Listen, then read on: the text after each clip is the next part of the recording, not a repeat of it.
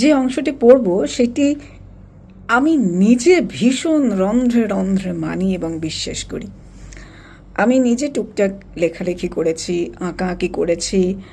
বন্ধু পরিচিত মানুষেরা বলেন আমি হিউমার নিয়ে খুব ভালো লেখা লিখতে পারি।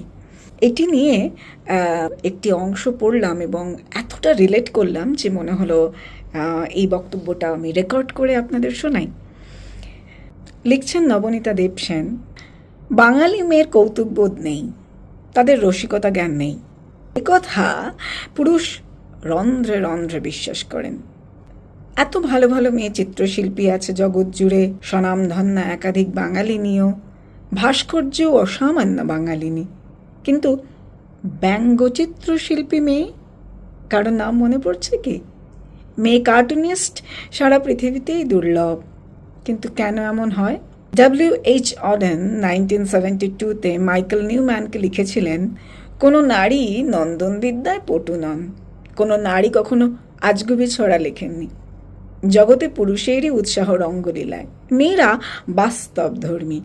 তুমি যদি একটা মজার গল্প শোনাও, বলে একজন মেয়েই তোমায় প্রশ্ন করবে, এটা কি সত্য ঘটনা? অডেন একা নন, সারা পৃথিবী জুড়েই মেয়েদের সম্পর্কে এরকম একটা পুরুষ মানুষের মন গড়া ধারণা ছড়িয়ে আছে। মেয়েরা ঠাট্টা তামাশা সইতে পারে না, রেগে যায়। পুরুষরা কিন্তু পারে আর কখনো রেগে যায় না।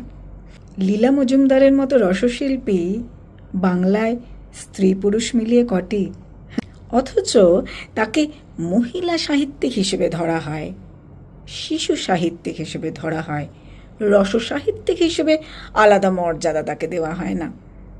অথচ তার রস সৃষ্টি শুধুই শিশুদের জন্য নয়, সব বয়সের পাঠককেই তা মোহিত করে।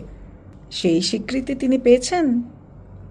আসলে সমাজের ধারণা হলো এইরকম, মেয়েরা নিজেরাই একটু হালকা পলকা, তাদের খুব একটা তলিয়ে ভাববার মতো ওজনই নেই, সুতরাং তারা লিখবেন পলকা বিষয়বস্তু নিয়ে গুরুগম্ভীর গদ্য পদ্য।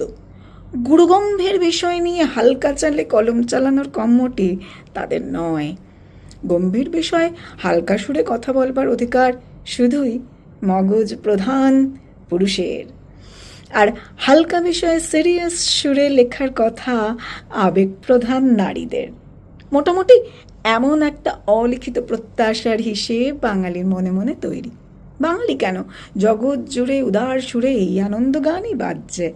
মেয়েরা লিখছেন প্রেমের কবিতা, ভূতের গল্প, রোম্যান্স, আর ডরোটি মেয়ার্স, আগাথা ক্রিস্টির মতো প্রচণ্ড মেধাবিনীরা নেহাত এসে ঢুকে পড়েছিলেন তাই, নতুবা